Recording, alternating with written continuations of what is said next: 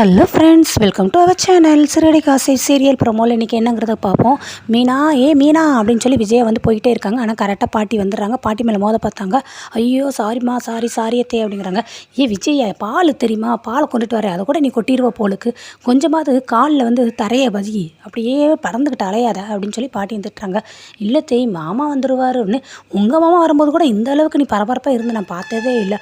ரோஹிணியோட மாமா தானே, காலையிலேருந்து சொல்லிக்கிட்டே தான் இருக்கேன். ஏம்மா ரோஹிணி என்னம்மா உங்கள் மாமா வராரா வரலையாம்மா, இந்த விஜயோட ஆட்டம் தாங்க முடியலம்மா அப்படின்னு பாட்டி சொல்கிறாங்க. இல்லை பாட்டி, எங்கள் மாமா கண்டிப்பாக வந்துடுவார், இப்போ ஃபோன் போட்டார், பக்கத்தில் வந்துட்டாருன்னு.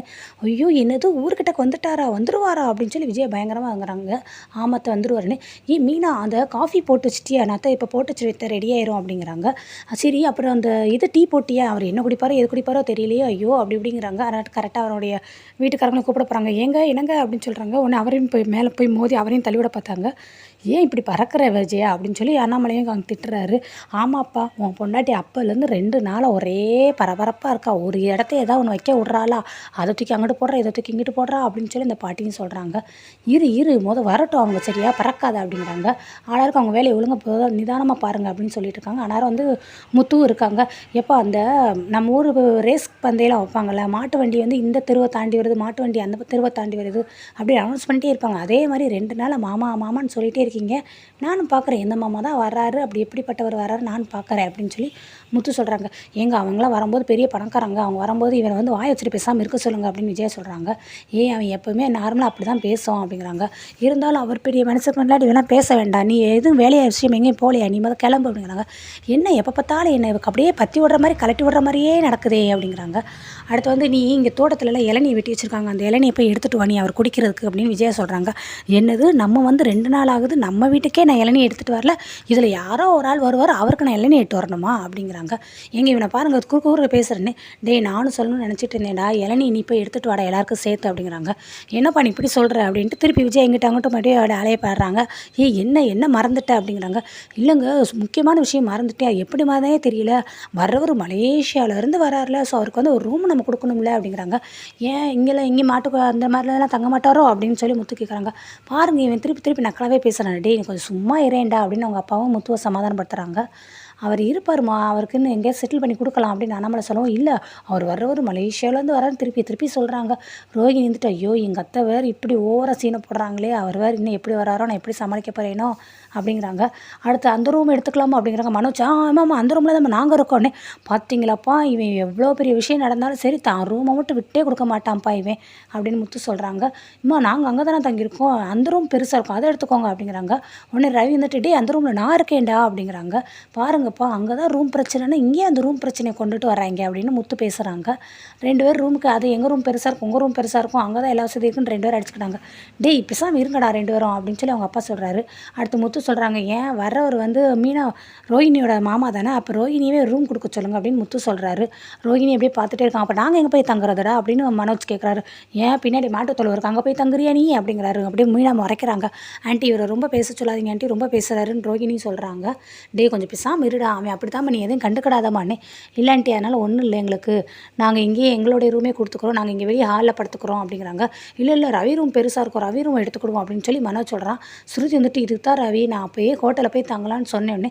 என்னது ஹோட்டலில் தங்க போகிறீங்களா அப்படின்னு சொல்லி பாட்டியும் கேட்குறாங்க. இல்லை பாட்டி, அவன் சும்மா சொல்கிறா, பேசாமல் இரு. மனோஜ், நீ இங்கே எங்கள் ரூம் எடுத்துட்டிங்கன்னா நாங்கள் எப்படி தங்குவோம், நாங்கள் எல்லாம் தர முடியாது அப்படின்ட்டு ரவியும் பேசுகிறாங்க. பார்த்தீங்களாப்பா, இவங்க எவ்வளோ உஷாராக இருக்காங்க, 2 பேரும் ரூமை கொடுக்கவே மாட்டேங்கிறாங்க அப்படின்னு முத்தையும் சொல்கிறாரு.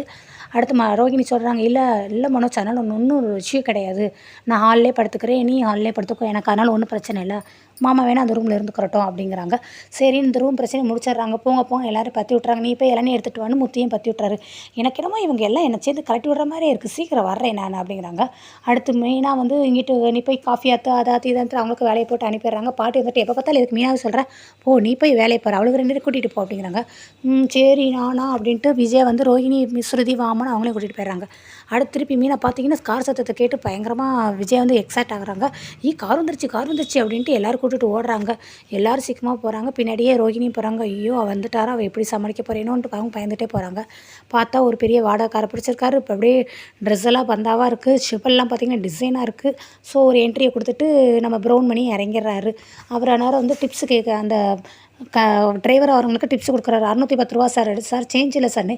இதுவே எனக்கு சேஞ்ச் தான் வச்சுக்கோ டிப்ஸு அப்படிங்கிறாங்க. ரோஹிணி வந்துட்டு ஆஹா நம்மளுடைய காசு இப்படி கரைக்கிறானே அப்படின்ட்டு ரோஹிணி ஷாக் ஆகுறாங்க. அடுத்து எல்லாத்தையும் இன்ட்ரோட பண்ணுறாங்க. உள்ளே வர்றாங்க. வந்தோடனே ஆராத்தி எடுக்கிறாங்க.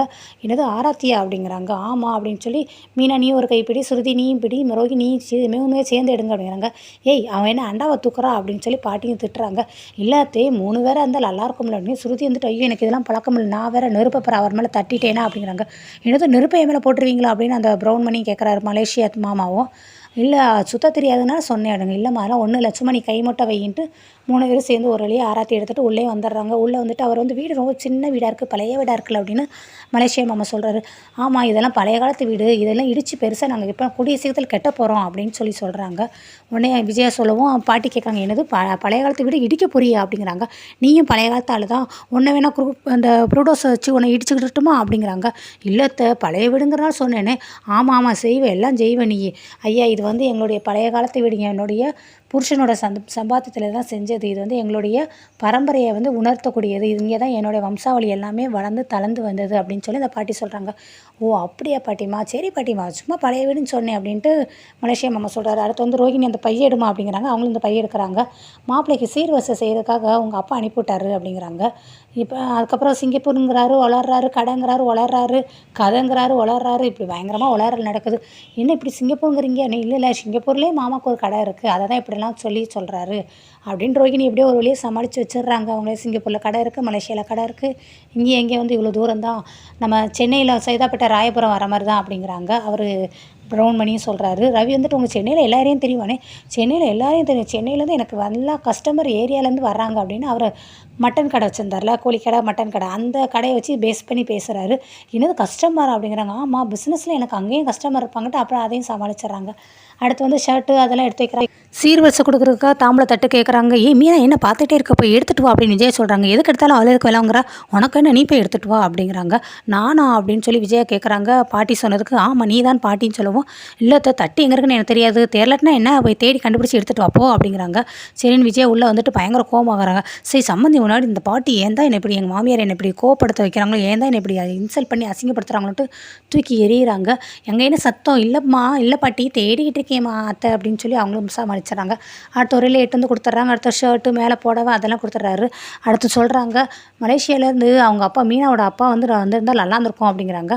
அவர் தானே வந்துடுவார் அப்படின்னு சொல்லி இங்கே சமாளிச்சுட்டு அதுக்கடுத்து அவங்க அப்பா வந்து மாப்பிள்ளைக்கு ஆம்லேட் போட சொன்னாங்க அப்படின்னாங்க. உடனே எல்லோரும் திருத்தணும் முடிக்கிறாங்க. என்னது ஆம்லேட்டா சுருதி கேட்குறாங்க. அதுக்காக மலேசியாவிலேருந்து முட்டை வேறு வாங்கிட்டு வந்தீங்களா அங்கிள் அப்படிங்கும் எல்லாம் சிரிச்சிட்றாங்க. இல்லை இப்படித்தான் எப்போயுமே அப்பா வந்து பிரேஸ்லெட் என்ன போட சொன்னார், ஆனால் மாமா வந்து அதை மாற்றி பேசி சும்மா காமெடி பண்ணிகிட்டு இருக்காங்கன்னு ரோஹிணி சமாளிச்சிட்றாங்க. ஆமாம் காமெடி பண்ணால் எல்லாம் சிரிப்பீங்க, பார்த்தா யாருமே சிரிக்க மாட்டேங்கிறீங்களே அப்படின்ட்டு சீர்வரிசை தட்டை எல்லாத்தையும் எடுத்து கொடுக்க போகிறாரு. கரெக்டாக முத்து என்ட்ரி ஆகிறாங்க. ஸோ இதோட தொடர்ச்சி நம்ம நாளை